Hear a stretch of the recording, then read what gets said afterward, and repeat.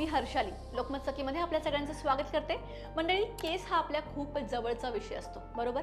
जेव्हा तिचे नखरे चालू होतात, काही पण असेल, हेअरफॉल असेल किंवा व्हॉल्यूम कमी होत असेल तर आपण खूप डिस्टर्ब व्हायला लागतो, कारण आपल्याला आपले केस खूप मॅटर करतात। आणि मग अशा वेळेला काय होतं, जे जे आपल्या कानावर पडतं आपण सगळं करतो, सगळ्या गोष्टी आपण ट्राय करतो, कारण का आपल्याला आपले केस खूप मॅटर करतात।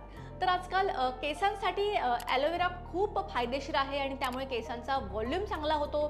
त्याचबरोबर केस म्हणजेच व्हॉल्यूम इन द सेन्स जाड होतात, स्मूथ होतात, हे सतत कानावर पडत असतं। तर नेमकं ॲलोवेरा केसांसाठी कसं उपयोगी आहे किंवा ते नेमकं केसांवर कसं काम करतं हेच आपण जाणून घेऊयात। सो 3 पार्टमध्ये आपण हे समजून घेऊयात। सो पहिला पार्ट म्हणजे ॲलोवेरा केसांना आणि स्कॅल्पला नेमका काय फायदा करतो।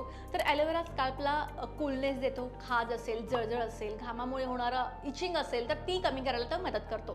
त्याचबरोबर स्कॅल्प कोरडी किंवा चिडचिडी झाली असेल तर ॲलोवेरा त्याला ओलावा देतो आणि स्कॅल्पचा जो नॅचरल बॅलन्स आहे ना तो राखायला हेल्प करतो।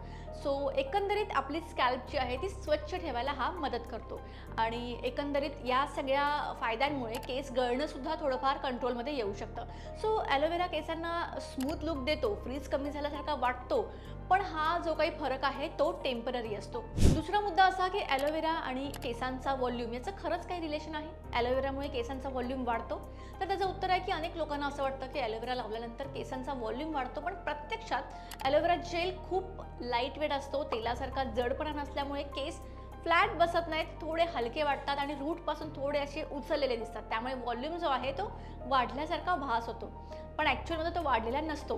पण लक्षात ठेवा की हा खरा व्हॉल्यूम नाही आहे। सो ॲलोवेरा केसांची जाडी वाढवत नाही किंवा नवीन केस त्याच्यामुळे येत नाहीत, हा फक्त एक टेम्पररी इफेक्ट असतो, पण ॲलोवेरामुळे खूप आपल्या केसांच्या मुळांना फायदा होतो। आता तिसरा पार्ट म्हणजे ॲलोवेरा कसा वापरावा आणि कोणत्या गैरसमजांपासून आपण दूर राहावं। तर आपण बघतो की ॲलोवेरा जेलमध्ये नारळाचं तेल मिसळून 2 तास केसांवर ठेवा, असे अनेक व्हिडिओ तुम्ही पाहिले असतील।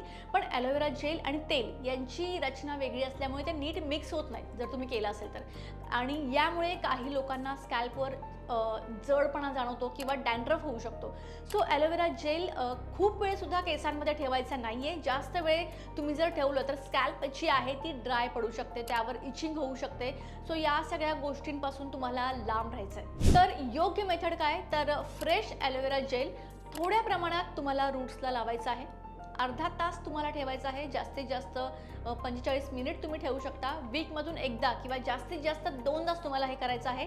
नारळाचं तेल जे आहे ते सेम डेला नका लावू, एक दुसऱ्या कोणत्या तरी दिवशी लावा आणि त्याचबरोबर तुम्हाला हलका मसाज करायचा आहे आणि मग तेल लावून तुम्हाला केस वॉश करायचे आहेत। पण ॲलोवेरा आणि तेल एकाच दिवशी नाही लावायचं आहे। आणि जर काही तुम्हाला स्ट्रेस असेल किंवा झोपेचा अभाव असेल किंवा प्रोटीनचा काही प्रॉब्लेम असेल तर फक्त ते केस जे आहे त्याच्यावर ॲलोवेराचा काही इफेक्ट होणार नाही आहे, पण मेन प्रॉब्लेम ॲलोवेरा दूर करत नाही, टेम्पररी रिझल्ट मात्र तुम्हाला नक्की देऊ शकतो।